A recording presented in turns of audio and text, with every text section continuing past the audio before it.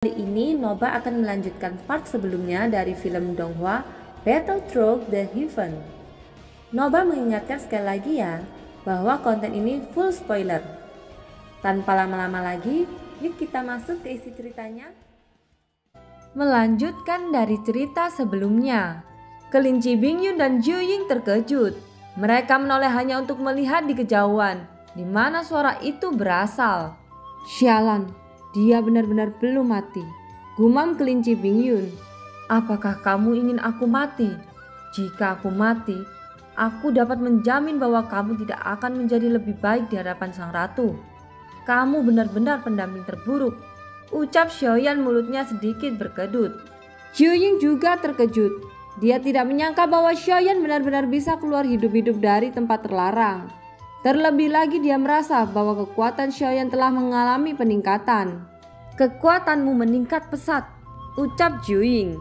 Xiaoyan menganggukkan kepalanya, lalu dia berkata, tapi itu masih jauh dari ranah keabadian kaisar, ucap Xiaoyan tersenyum kecut.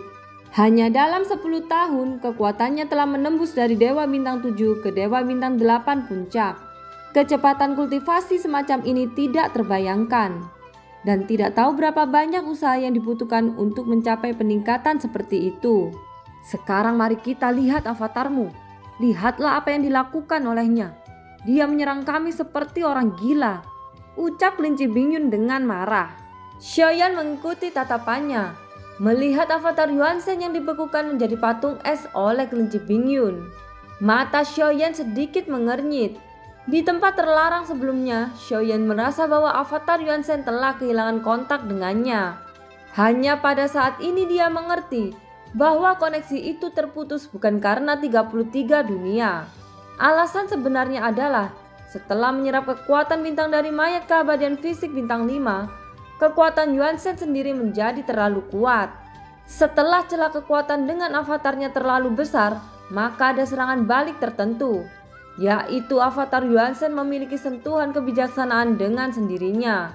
Selain itu, setelah Xiaoyan memasuki 33 dunia, dia dipengaruhi oleh formasi dunia, sehingga hubungannya dengan avatar Yuanzhen menjadi lebih lemah. Karena kesempatan itulah, avatar Yuanzhen bisa mengendalikan tubuhnya sepenuhnya. Jika bukan karena tindakan kelinci Bingyun dan Wusan untuk membekukannya di sini, mungkin ketika Xiaoyan benar-benar kembali, avatar Yuanzhen sudah lama menghilang. Meskipun awalnya kebijaksanaan avatar tidak terlalu tinggi, tetapi dengan berlalunya waktu, kebijaksanaan spiritual itu perlahan-lahan akan berkembang.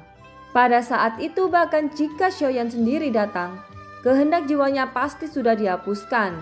Sekarang jika Xiaoyan ingin merebut kembali avatar Yuanzhen, satu-satunya cara adalah dia harus mengalahkannya terlebih dahulu. Untungnya kekuatan Xiaoyan saat ini sudah meningkat banyak, dan sekarang kelinci Bingyun telah membatasi pergerakan dari avatar Yuanzhen. Apakah kamu sudah memadatkan segel bintang ketiga? Tidak heran ada masalah seperti ini, gumam Xiaoyan melihat avatar Yuanzhen yang tidak bergerak di dalam es. Dan ada 3 segel bintang yang bersinar di antara alisnya. Xiaoyan mendekat secara perlahan, matanya terfokus pada avatar Yuanzhen.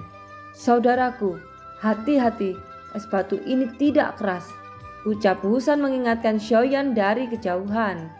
Ketika Xiaoyan mendekat, dia bisa melihat avatar Yuanzhen menatapnya dengan dingin, seolah-olah Yuanzhen ingin menghancurkan tenggorokan Xiaoyan. Tepat setelah Xiaoyan mendekat, tiba-tiba saja gumpalan es yang membekukan Yuanzhen benar-benar hancur. Avatar Yuanzhen bergegas keluar. Dalam sekejap dia membanting tinjunya ke arah Xiaoyan. Hati Wusan tiba-tiba menegang. Dia telah mengalami perasaan ini sebelumnya.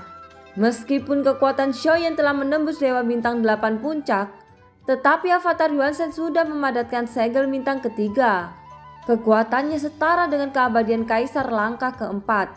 Tidak diragukan lagi bahwa serangannya akan membunuh Xiaoyan dengan satu pukulan.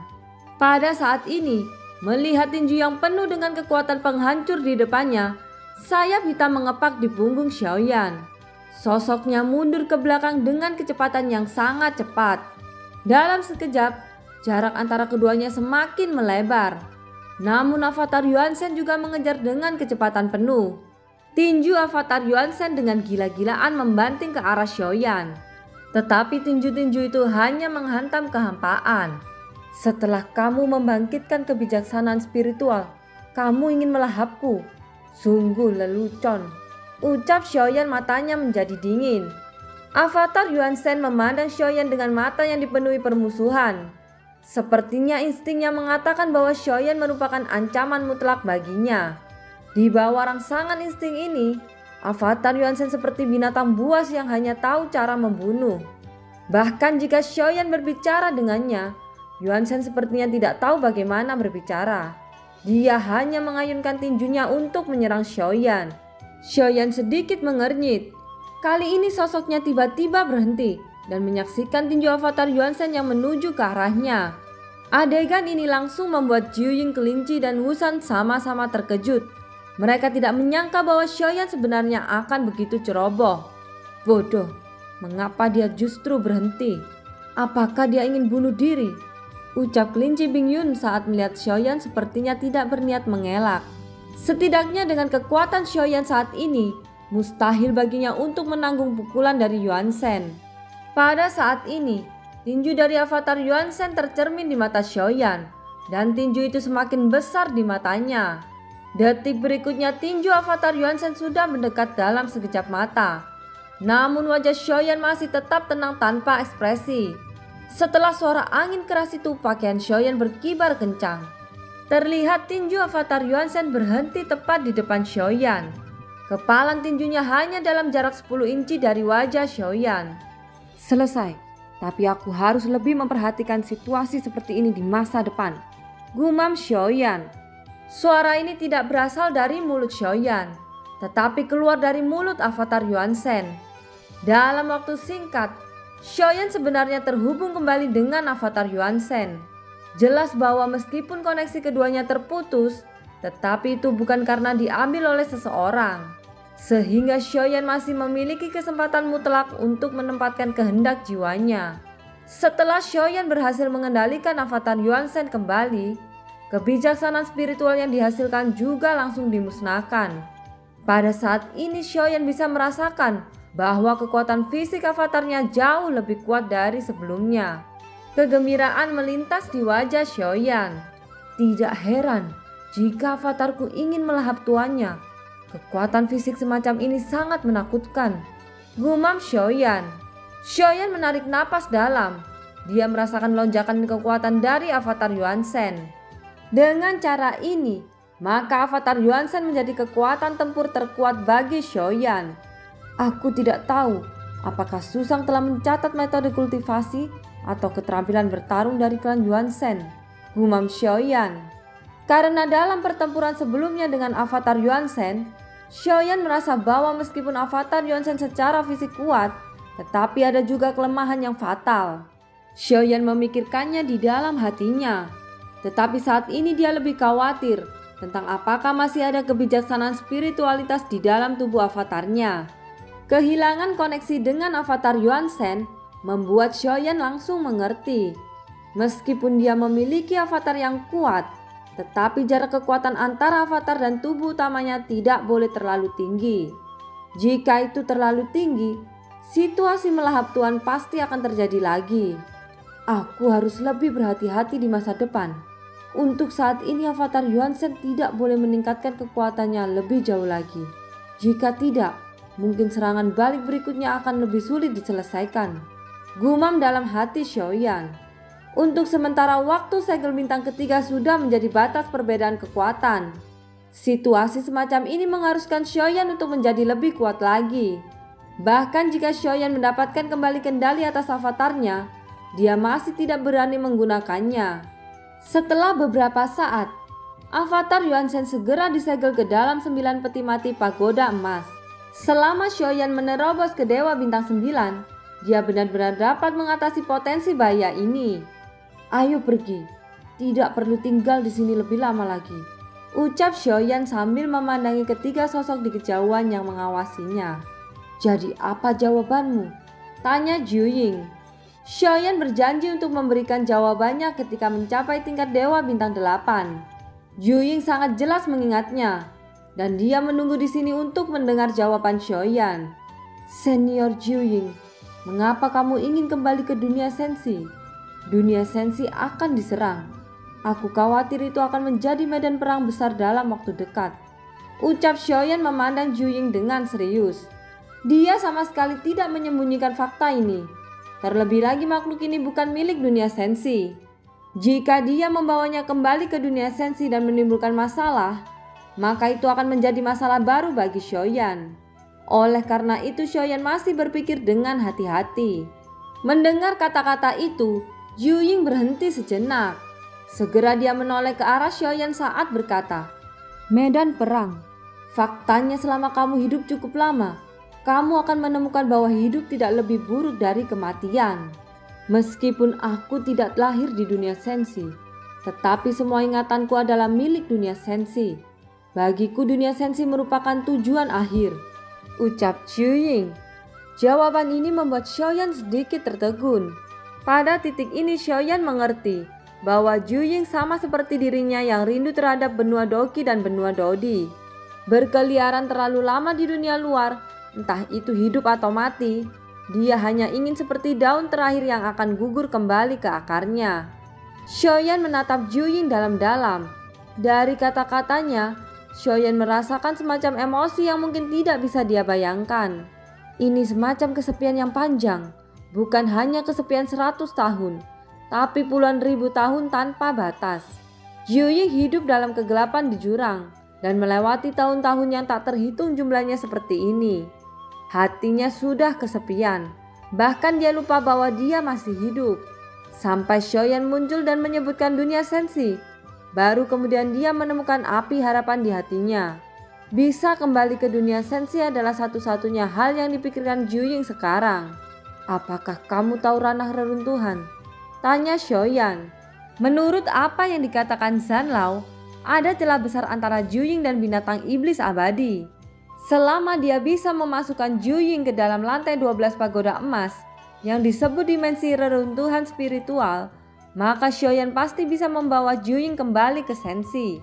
Begitu Xiaoyan berhasil membawa binatang iblis abadi serta Jiuying ke dunia sensi, maka itu pasti akan memberi dunia sensi kekuatan tempur yang sangat kuat.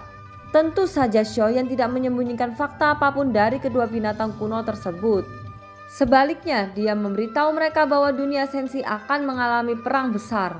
Adapun apakah mereka akan pergi atau tinggal, itu akan terserah mereka. Xiaoyan tidak akan menghentikannya. Ini karena Xiaoyan tahu bahwa di medan perang pasti akan ada pengorbanan. Ranah reruntuhan. Aku seharusnya sudah melangkah ke ranah reruntuhan setengah langkah. Ranah ini adalah ranah tingkat kehidupan. Hanya eksistensi yang telah bertahan selama lebih dari 100.000 tahun yang memenuhi syarat untuk masuk ke ranah reruntuhan, ucap Jiuying. "Ya, jika kamu bisa menerobos ke ranah reruntuhan, aku bisa membawamu kembali ke dunia sensi," ucap Xiaoyan dengan serius. "Bukankah ranah setengah langkah tidak cukup?" tanya Jiuying. Untuk menerobos dan benar-benar menjadi ranah reruntuhan, selain waktu, Jiuying juga perlu memahami arti sebenarnya dari ranah reruntuhan. Xiaoyan mencubit dagunya. Zanlao mengatakan bahwa Jiuying bisa mencobanya. Hanya saja harga kegagalannya agak berat. "Kurasa bukan tidak mungkin untuk mencobanya," ucap Xiaoyan. "Mencobanya?" tanya Jiuying menatap Xiaoyan dengan bingung.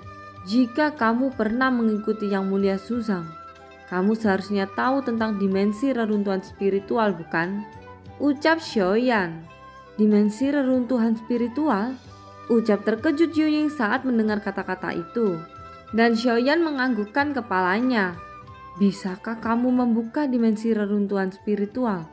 tanya Jiuying mengkonfirmasi lagi. Xiaoyan mengangguk lagi.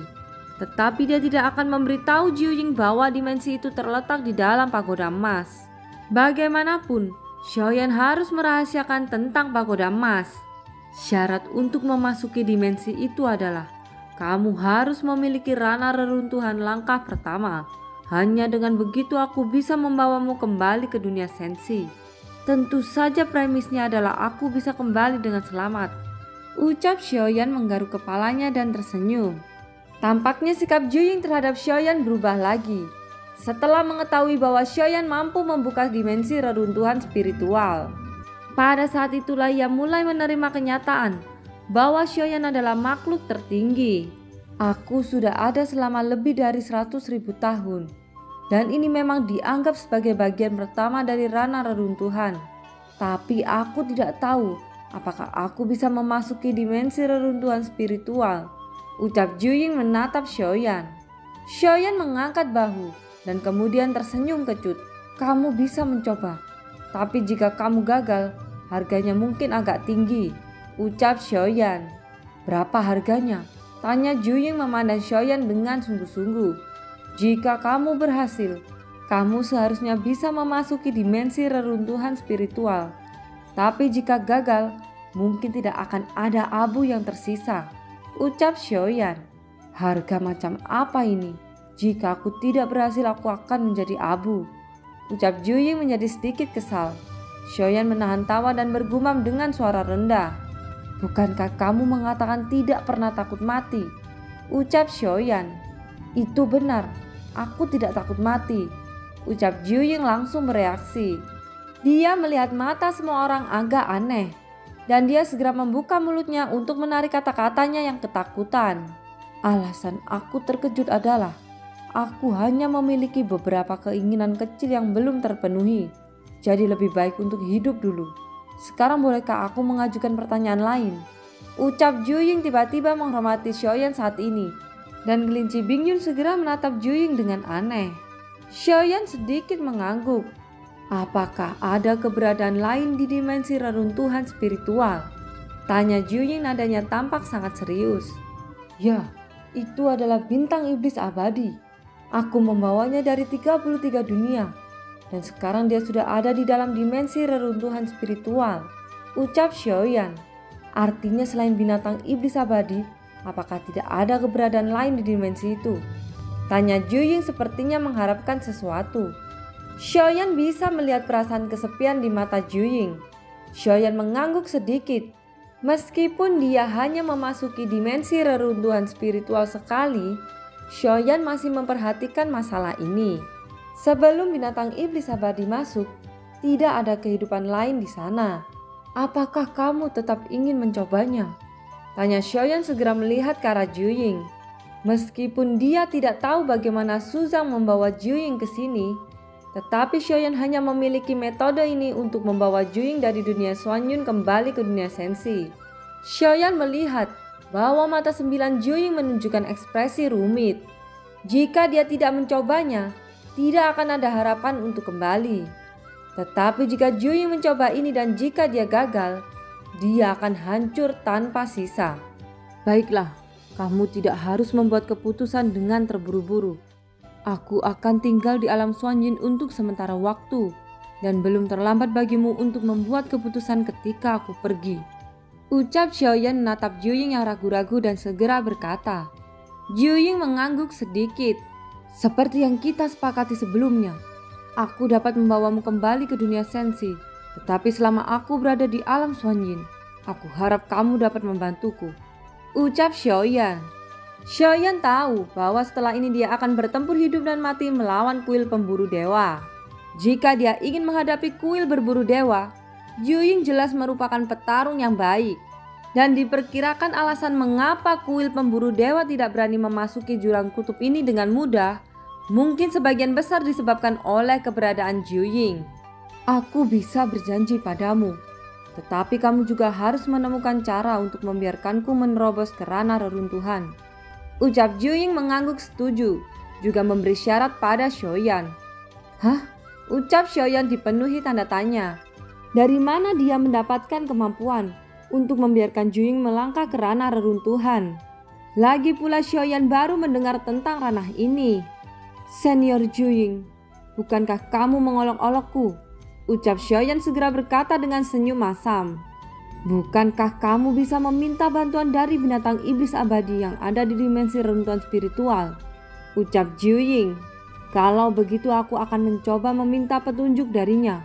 Lagi pula dia seorang senior. Tapi mengenai apakah akan membantu atau tidak, aku tidak bisa menjamin. ucap Xiaoyan. Jiuying hanya menatap Xiaoyan dan tetap tidak bergerak.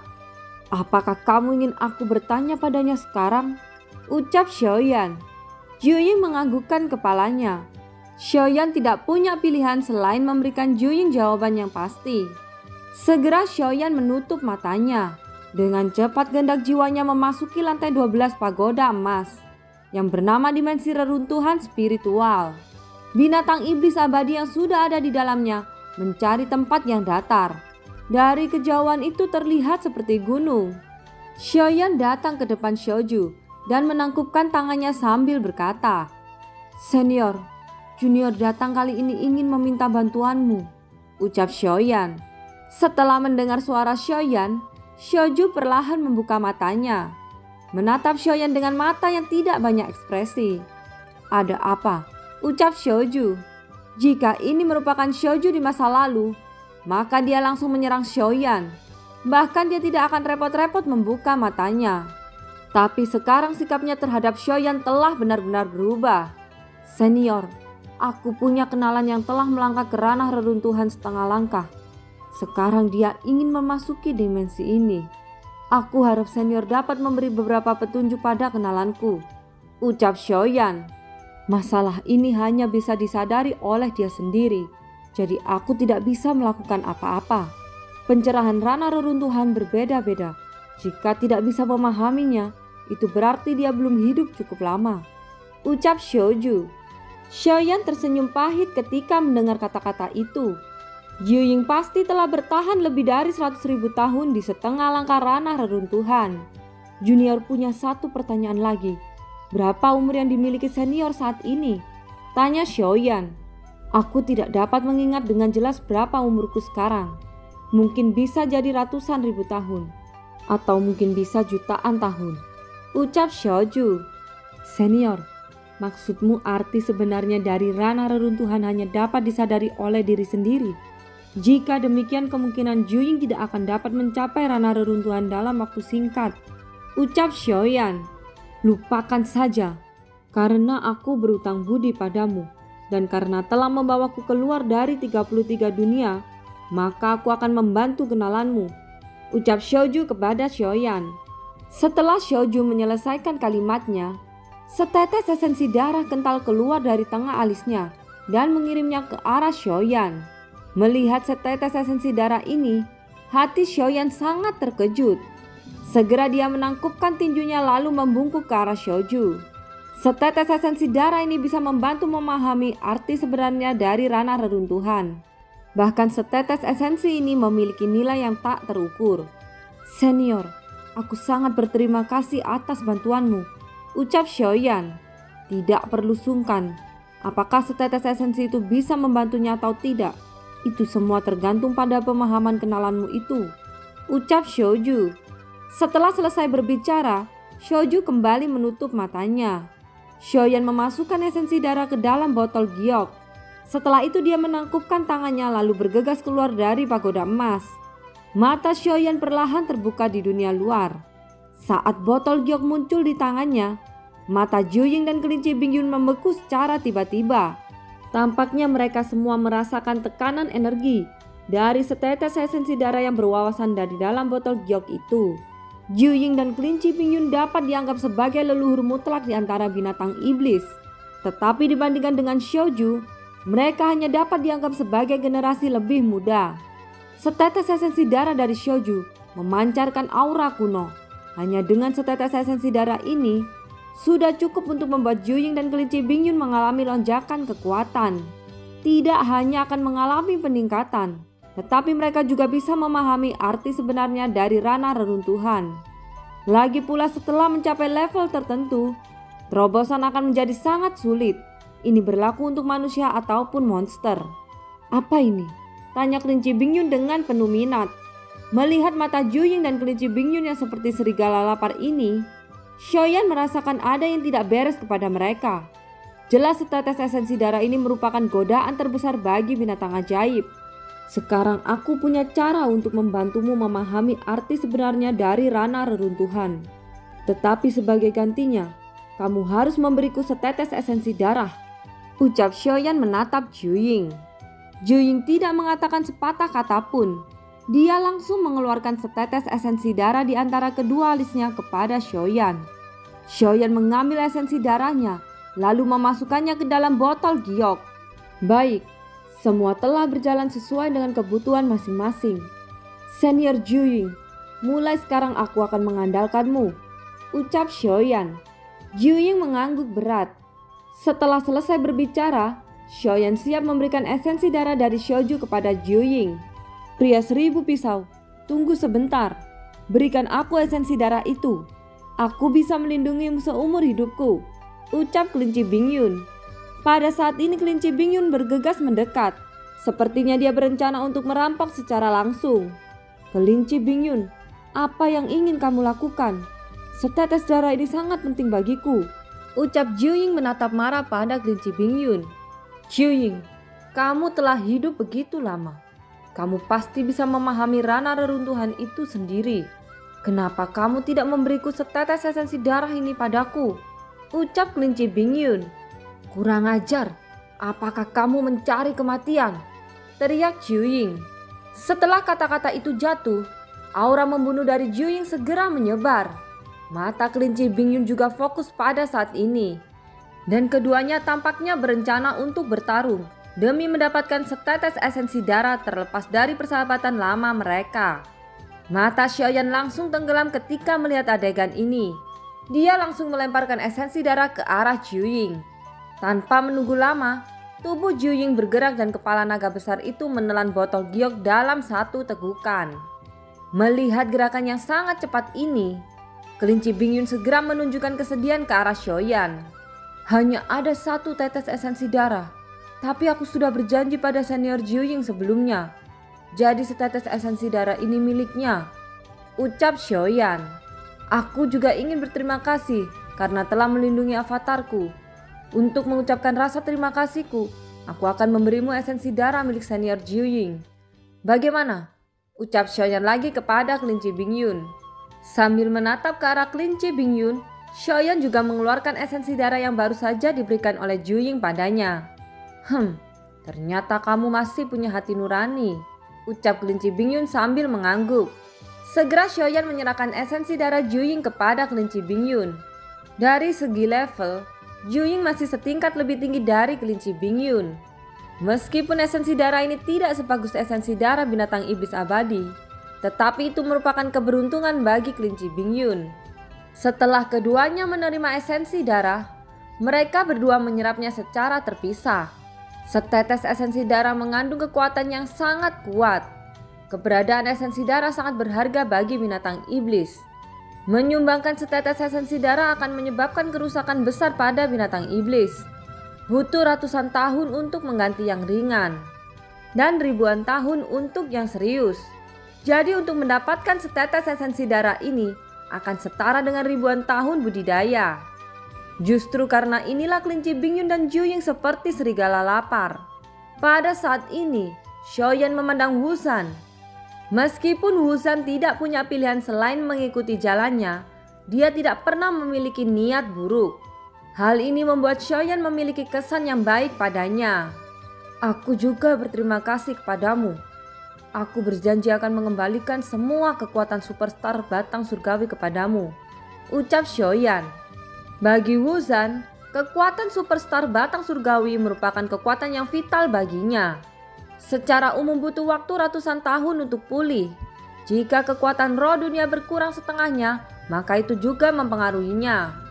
Mendengar ini Wuzan memandang Xiaoyan dengan sedikit terkejut. Untuk Xiaoyan kekuatan bintang dapat dengan mudah diperoleh. Sedangkan untuk Wuzan butuh waktu ratusan tahun untuk memperolehnya.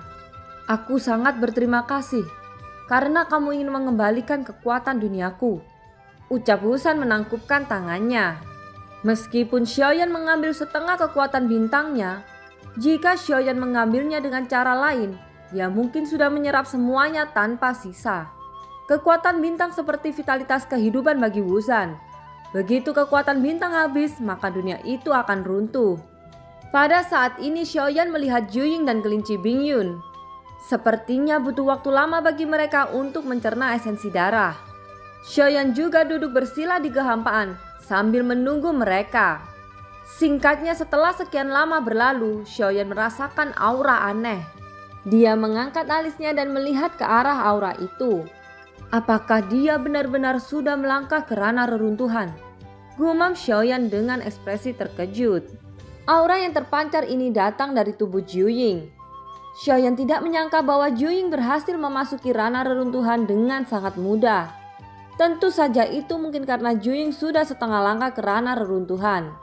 Sehingga dengan adanya lisensi darah dari Xiaoju bisa membuat panduan yang tepat bagi Jiuying. Adapun kelinci Bingyun yang ada di samping, dia juga menunjukkan aura mendominasi. Mereka berdua berbalik pada saat yang sama, lalu menatap Xiaoyan dan bergerak hampir secara bersamaan. "Aku berhasil menerobos ke ranah reruntuhan," ucap Jiuying dengan ekspresi senang di wajahnya. Xiaoyan mengangguk. Meskipun dia tidak mengerti seperti apa keadaan ranah reruntuhan, tetapi dia masih bisa merasakan bahwa Jiuying saat ini jelas berbeda dari sebelumnya. Perbedaan ini bukan tentang kekuatan, tetapi lebih tepatnya tentang aura.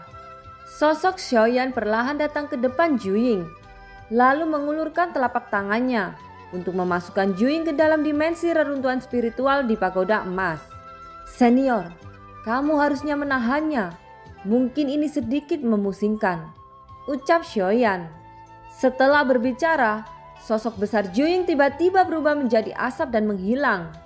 Mata kelinci Bingyun dipenuhi dengan kebingungan.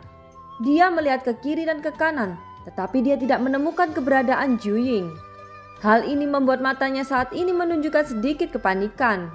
Pada saat yang sama, telapak tangan Xiaoyan mengarah ke kelinci Bingyun. Namun kelinci Bingyun segera berlari dan bersembunyi di belakang Wuzan. "Pria kejam 1000 pisau, apa yang ingin kau lakukan?" teriak kelinci Bingyun. Kelinci Bingyun jelas menyaksikan bagaimana Jiuying menghilang. Jadi dia berpikir bahwa Xiaoyan pasti menggunakan beberapa metode untuk membunuhnya.